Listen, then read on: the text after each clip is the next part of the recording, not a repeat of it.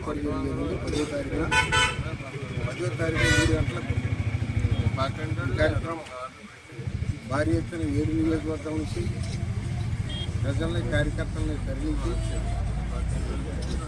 మరి ఇప్పుడు దాకా 4.5 సంవత్సరాల్లో జగన్మోహన్ రెడ్డి చేసినటువంటి అవినీతిని అరాచకాన్ని ప్రజలు తెలియజేయడమే కాకుండా గతం తెలుగుదేశం ప్రభుత్వం ఏం చేసింది, రాబోయే రోజుల్లో తెలుగుదేశం ప్రభుత్వం ఏ విధంగా నడుస్తుంది అనేది స్పష్టంగా ప్రజలకి తెలియజేయాలని ఈ రోజున రాష్ట్రంతో చంద్రబాబు నాయుడు గారు ప్రతి పార్లమెంట్ నియోజకవర్గానికి తిరగడం జరుగుతుంది.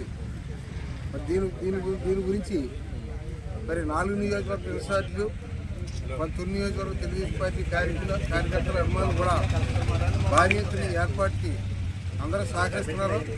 తప్పనిసరిగా మరి ఈ కార్యక్రమాల వల్ల పాదయాత్రలో మా యువనాయకుడు రాష్ట్రంతో తిరగడమే కాకుండా అప్పుడే ప్రజలందరూ రాష్ట్ర ప్రజలు స్వాగతం పలికారు.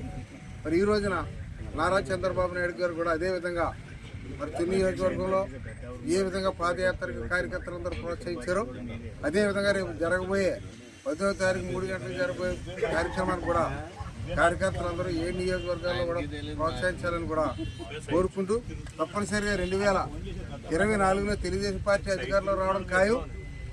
ఈ రాష్ట్రంలో ఉన్నటువంటి అరాచక పాలన సాగనప్పుడు ఖాయం. తెలుగుదేశం పార్టీ అధికారంలోకి వచ్చిన తర్వాత అనేక సంక్షేమ కార్యక్రమాలు అభివృద్ధి కార్యక్రమాలు చేయడం ఖాయం. ఈ ఛానల్ ద్వారా తెలియజేస్తాం.